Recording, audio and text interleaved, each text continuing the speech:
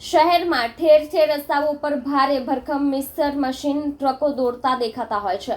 આવા ટ્રકોને લીધે ઘણીવાર ગંભીર તેમજ જીવલેણ અકસ્માતો થતા હોય છે. દરમિયાન ડુમ્મસ એરપોર્ટ નજીકથી મોપેડ પર પસાર થતી યુવતીને મિક્સર મશીનના ટ્રક ચાલકે અડફેટે લેતા તેને ગંભીર ઇજાઓ પહોંચી હતી અને તેનું કરુણ મોત નીપજ્યું હતું, જેને પગલે પરિવાર શોકમાં ગરકાવ થઈ ગયું હતું.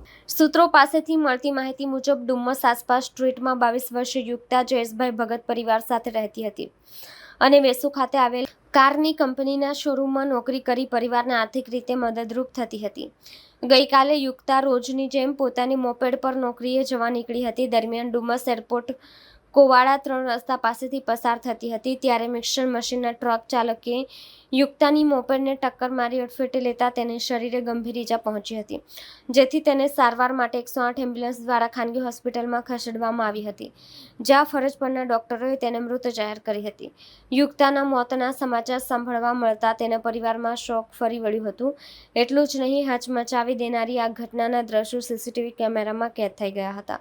જ્યારે આવા ભારે મિક્સર ટ્રકોને લઈને ફરતા ચાલકો સામે લોકોએ ટ્રાફિક પોલીસ દ્વારા કડક કાર્યવાહીની માંગ કરી હતી. જ્યારે બનાવ અંગે ડુમ્મસ પોલીસે ટ્રક ચાલક સામે ગુનો નોંધી આગળની વધુ તપાસ હાથ ધરી છે.